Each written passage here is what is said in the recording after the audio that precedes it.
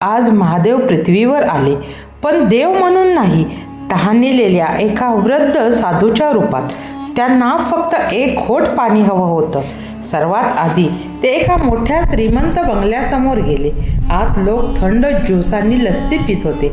साधूने नम्रपणे विचारलं, बाळा, खूप कडक ऊन आहे, खूप तहान लागली आहे, घशाला कोरड पडली आहे, थोडं पाणी मिळेल का? घर मालक रागाने ओरडला, इथे भिकाऱ्यांसाठी काही नाही, जा पुढे. आणि त्याने दरवाजा जोरात बंद केला. महादेव शांतपणे पुढे निघाले. थोड्या अंतरावर ज्यूसचं दुकान होतं. साधूने त्या ज्यूसच्या दुकानासमोर जाऊन पुन्हा विचारलं, बाळा, एक घोट पाणी मिळेल का? दुकानदार हसत हसत म्हणाला, इथे सगळं पैशाने मिळतं बाबा, फुकट काही नाही. महादेव शांतपणे पुढे चालत राहिले. थोडे पुढे गेल्यावर एक गरीब मजूर झाडाखाली बसला होता. त्याने आपल्या झोपडीसमोर पक्ष्यांसाठी पाण्याचा माठ ठेवला होता. तेवढ्यात एक छोटा कुत्रा तहानेने तडफडत तेथे आला. मजूर लगेच उठला.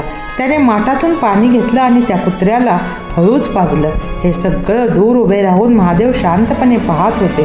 प्राण्यांची तहान भागल्यानंतर वृद्ध साधू त्याच्याकडे आले आणि हळूच म्हणाले, बाळा, मला थोडं पाणी मिळेल का? मजूर लगेच उठला. माठात उरलेलं सगळं पाणी एका मातीच्या भांड्यात भरलं आणि साधूच्या हातात दिलं. तो म्हणाला, बाबा, आधी तुम्ही पाणी प्या.